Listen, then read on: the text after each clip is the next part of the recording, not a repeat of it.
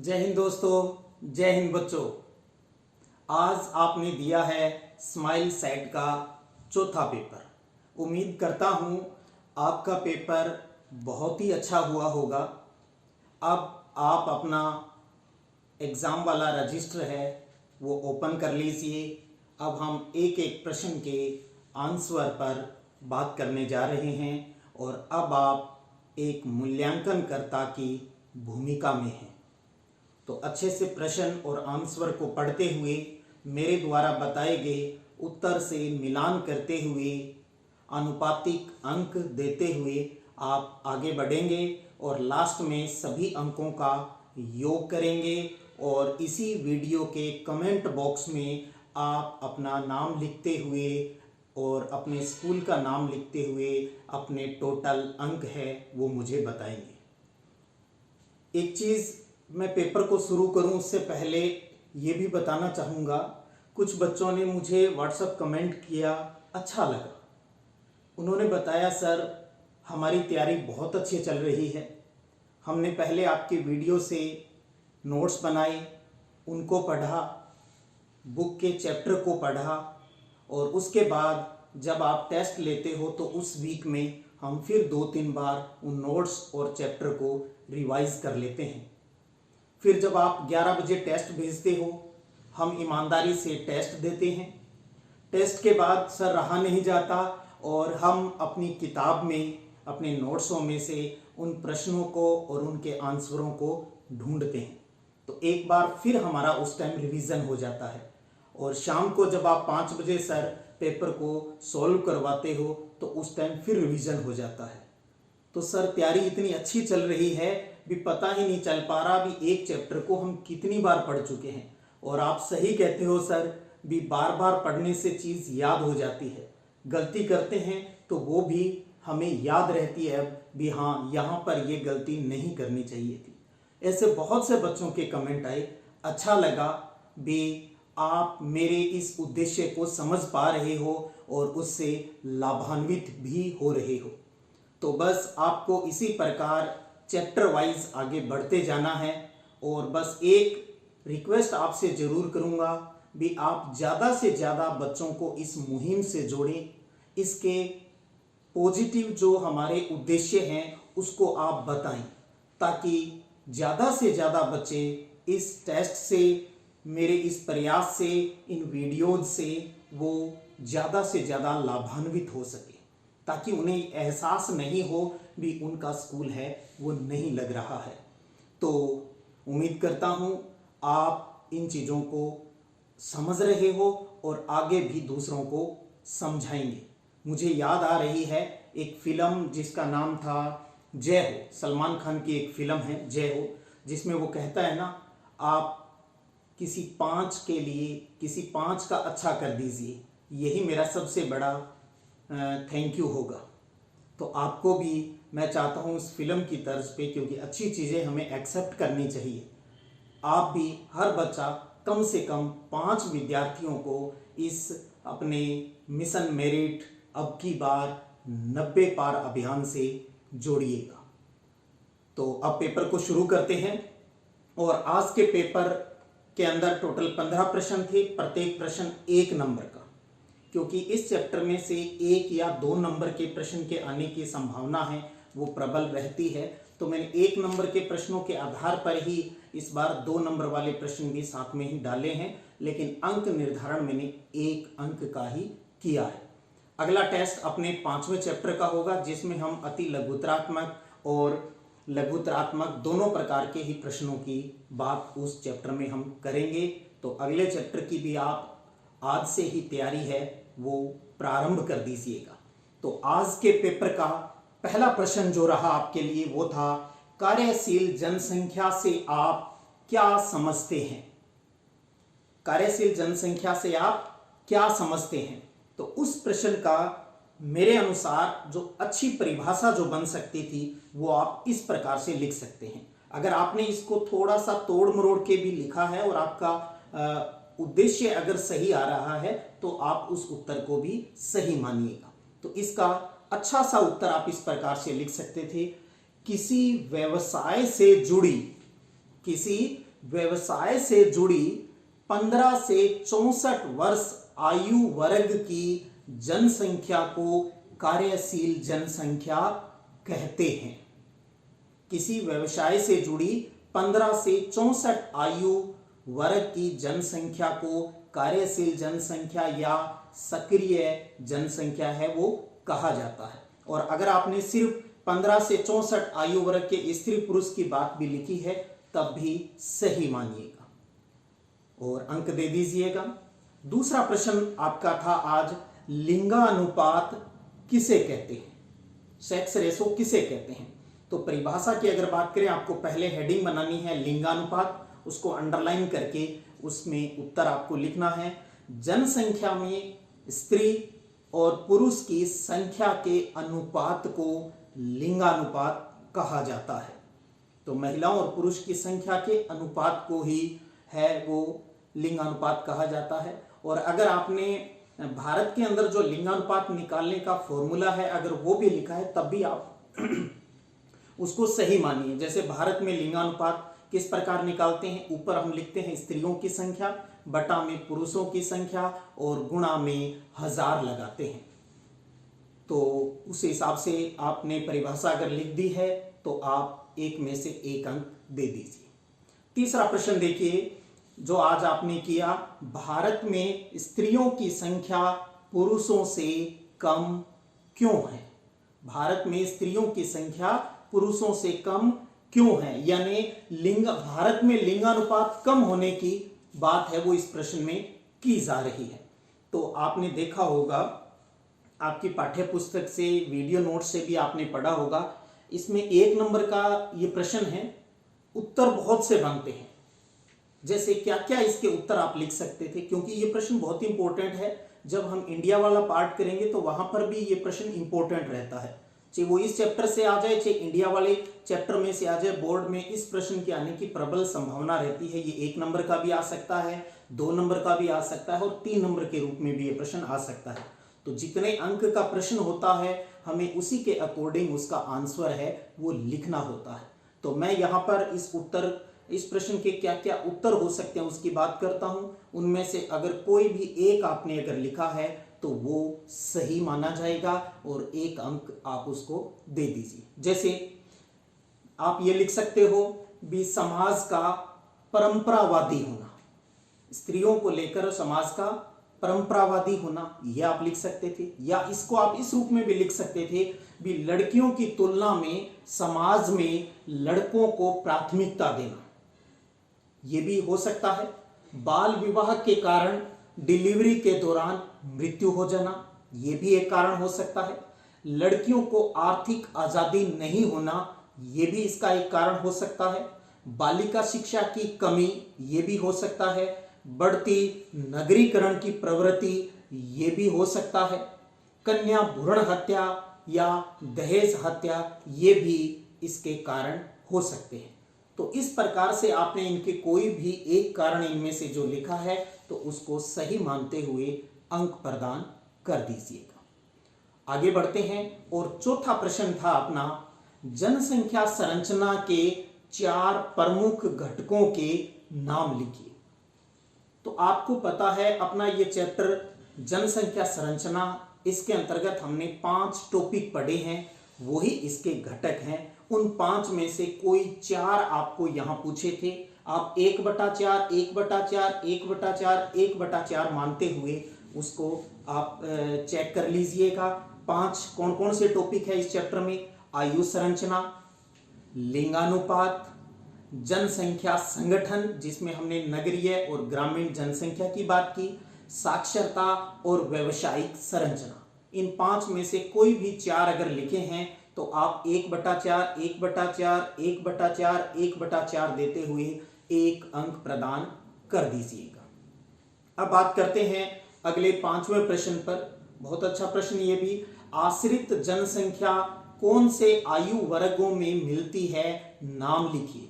आश्रित जनसंख्या यानी जो पॉपुलेशन डिपेंड करती है, किस पर डिपेंड करेगी? काम करने वालों पर। और काम करने वालों को हम क्या कहते हैं? कार्यशील जनसंख्या। तो आपको पता है हमने आयु संरचना के 3 पार्ट बनाए थे, जो 0 से 15 साल वाले, 15 से 64 साल वाले और 65 साल से ऊपर वाले।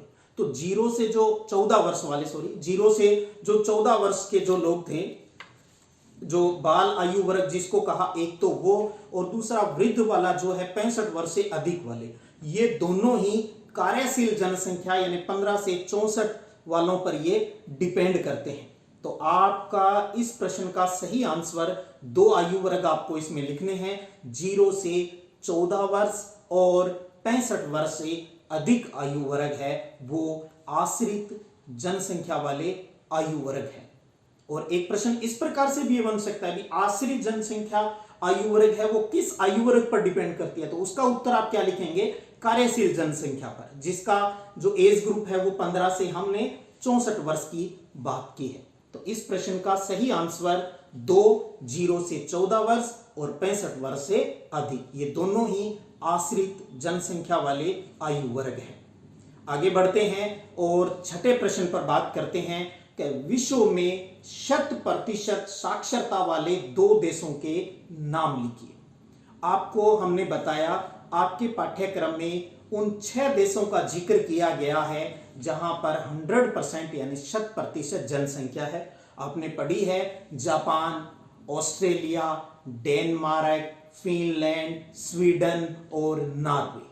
तो इन 6 में से कोई भी 2 देश अगर आपने लिखे हैं तो 1/2 1/2 यानी 1 नंबर आप अपनी कॉपी में इस प्रश्न पर लगा दीजिए साइड में। Japan, Australia, Denmark, Finland, Sweden और नॉर्वे, ये वो 6 प्रमुख देश है जहां पर साक्षरता दर है वो 100% है यानी 100% है। अंक दे दीजिएगा। और बात करते हैं अब 7वें प्रश्न पर। 7वां प्रश्न आपका रहा है आज, कार्यशील जनसंख्या का आयु वर्ग लिखिए। कार्यशील जनसंख्या का आयु वर्ग लिखिए। तो हम बार बार इसका जिक्र भी किया है, बहुत इंपॉर्टेंट रहता है ये प्रश्न। तो इसका आयु वर्ग है 15 से 64 वर्ष, 15 से 64 वर्ष, 15 to 64 एज ग्रुप है वो इसका सही आंसर है। एक चीज मैं आपको यहां जरूर बताना चाहूंगा, बहुत से बच्चों की कमेंट आए हुए हैं इस चैप्टर के आंकड़ों को लेकर। तो जिन बच्चों के पास 2017-18 वाली पुरानी जो बुक है, मैं उनको कहना चाहूँगा पिछले साल वाली 2019 या इस साल की 2020 की जो आपकी बुक है उसमें आंकड़े सही दिए हुए हैं, या यूँ कहूँ जो आपको वीडियो के अंदर जो मैंने डाटा जो आपको लिखाए हैं इस चैप्टर के वो सही हैं। आप उनके हिसाब से ही अपनी बोर्ड परीक्षा की तैयारी कीजिएगा। अगला प्रश्न है 8वां प्रश्न, साक्षरता का महत्व लिखिए। इंपॉर्टेंस ऑफ लिटरेसी पर बात की जा रही है। तो बहुत अच्छा प्रश्न है और ये मैंने मेरी वीडियो क्लास में ये बताया भी आपको। इसमें आप क्या क्या लिख सकते हो, तो इसमें आप एक तो लिख सकते हो भी जनसंख्या के गुणात्मक पहलुओं का अध्ययन करने में ये लाभदायक है। तो साक्षरता का महत्व किसमें है, जनसंख्या के गुणात्मक पहलुओं का अध्ययन करने में इसका महत्व है। आप साथ में ये भी लिख सकते हो देश के सामाजिक और आर्थिक विकास का ये विश्वसनीय सूचक है। देश के सामाजिक और आर्थिक विकास का ये विश्वसनीय सूचक है। दोनों लिखें तो अच्छी बात है, दोनों में से कोई एक भी लिखा है तब भी आप 1 नंबर प्रदान कर दीजिएगा। और अगर यही प्रश्न आपका 2 नंबर का होता तो मैं आपको यही सलाह दूंगा भी कम से कम ये दोनों तरह की बातें आपको उसमें अवश्य ही लिखनी हो। उसके बाद बात करते हैं आपके 9वें प्रश्न पर। 9वां प्रश्न है कि विकासशील देशों में नगरीकरण की दर तेजी से क्यों बढ़ रही है। विकासशील देशों में नगरीकरण की दर है वो तेजी से क्यों बढ़ रही है। बहुत अच्छा प्रश्न है और आप देखोगे तो आपकी अभ्यास पुस्तिका जो आपकी बुक है उसके लास्ट में अभ्यास प्रश्न के रूप में ये प्रश्न दिया हुआ भी है।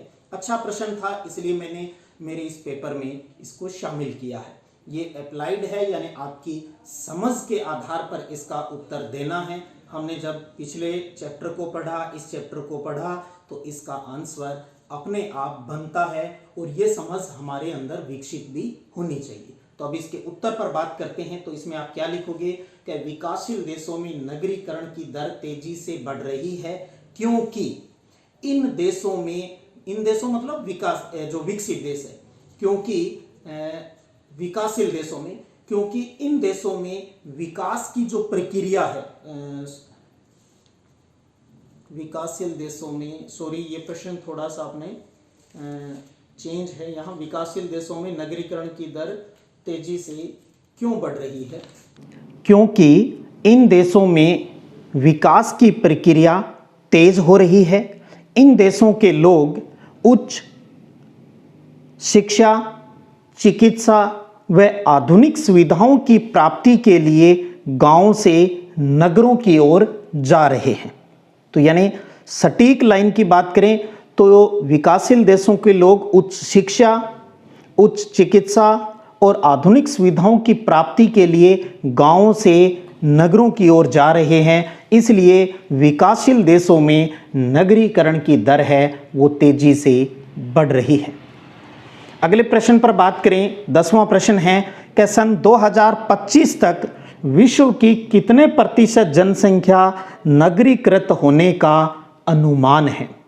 तो इस प्रश्न का उत्तर है वो अनुमान रखा गया है 61 यानी 61%। तो आप पूरी लाइन लिखेंगे, सन 2025 तक विश्व की 61% जनसंख्या नगरीकृत होने का अनुमान है।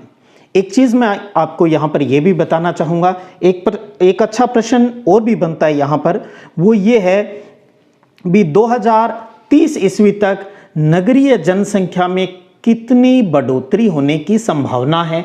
तो वो है 8 अरब संख्या की बढ़ोतरी की संभावना है। ये भी एक 2030 के आंकड़ों के हिसाब से प्रश्न बन सकता है। तो आपने अंक दे दिए होंगे। आगे बढ़ते हैं और 11वां प्रश्न देखिए। 11वां है कि लिंगानुपात की भिन्नता के आधार पर विश्व को कितने भागों में बांटा गया है? तो ध्यान दीजिए, लिंगानुपात की भिन्नता के आधार पर विश्व को 4 भागों में बांटा गया है। इतना लिखा है तब भी आप अंक दे दीजिए। और मैं चाहता हूं इस प्रकार के प्रश्न में आप 4 भाग और उसके बाद अगर आपको चारों नाम याद हैं तो आप लिखिए, और गलत याद है तो मत लिखिए, क्योंकि यहां एक ही नंबर का है तो इसलिए आपको 4 भाग लिखने पर भी नंबर मिल जाएंगे।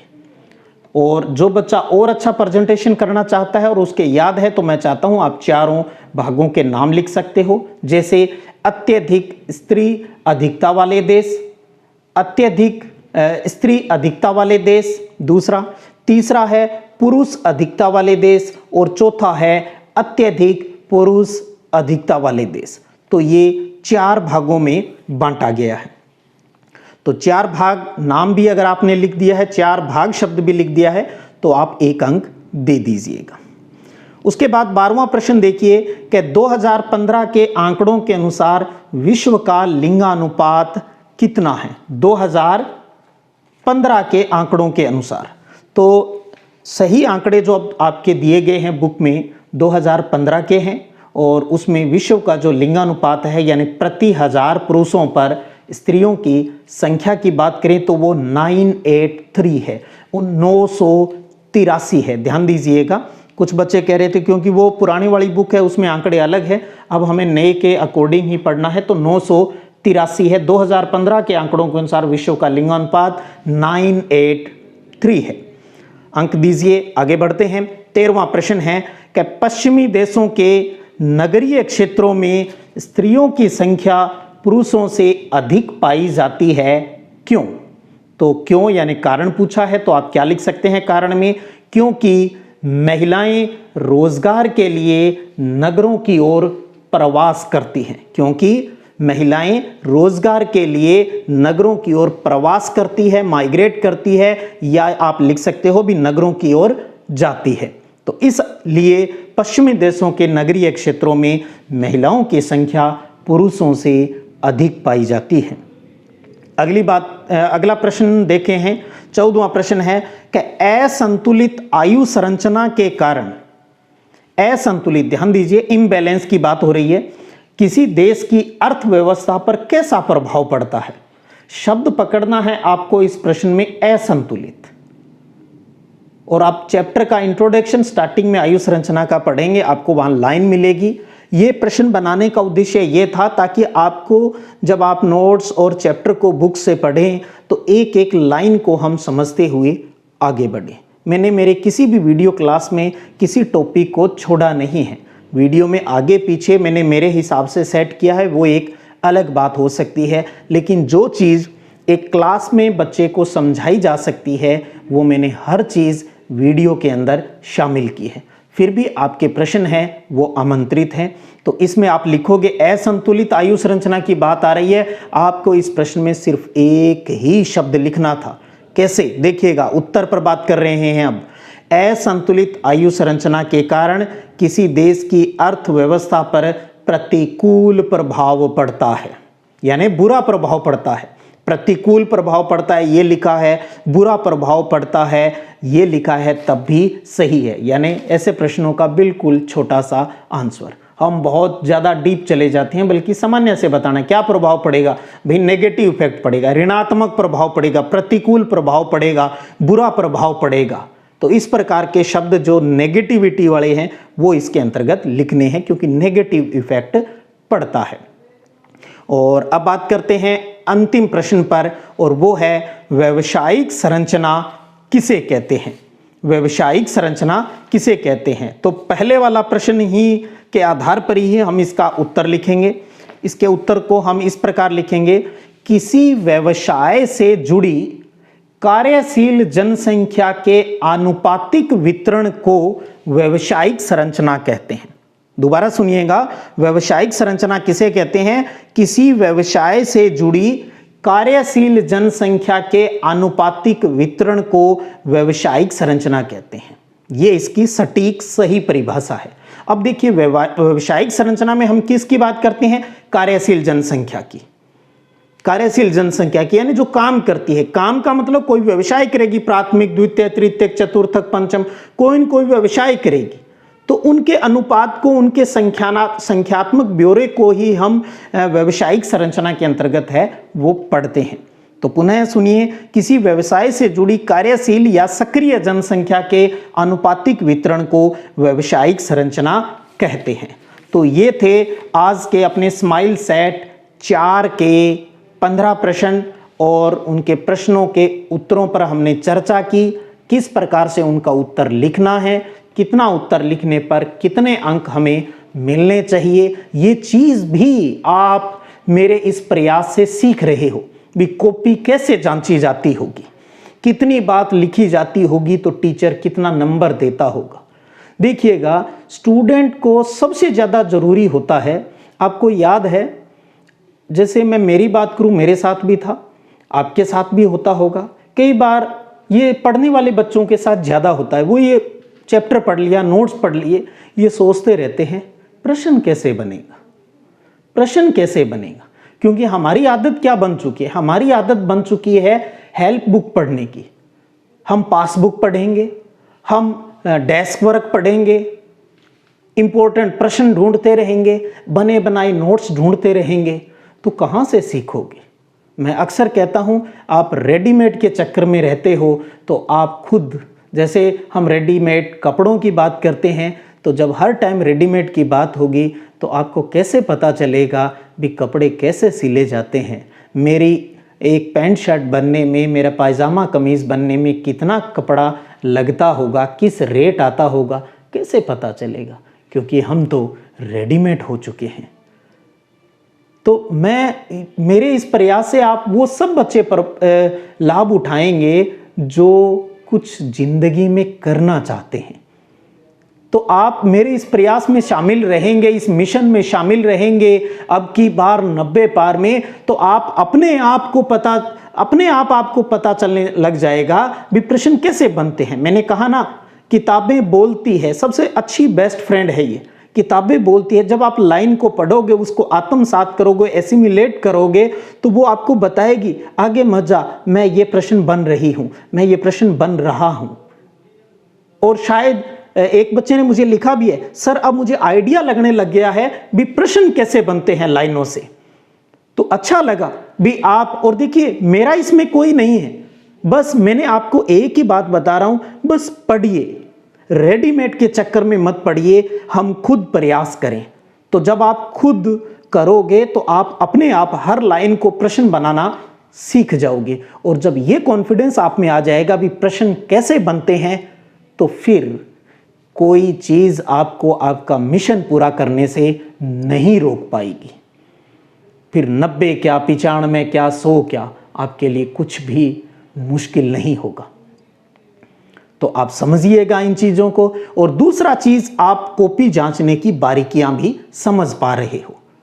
तो अब आप अपने इस पूरे आपके टेस्ट में जितने मार्क्स आए हैं, चाहे 0 आए चाहे 15 आए, आप टोटल लगाइए और मुझे इसी वीडियो के कमेंट बॉक्स में अपना नाम, स्कूल का नाम लिखते हुए कमेंट कर दीजिए भी इतने नंबर आए हैं।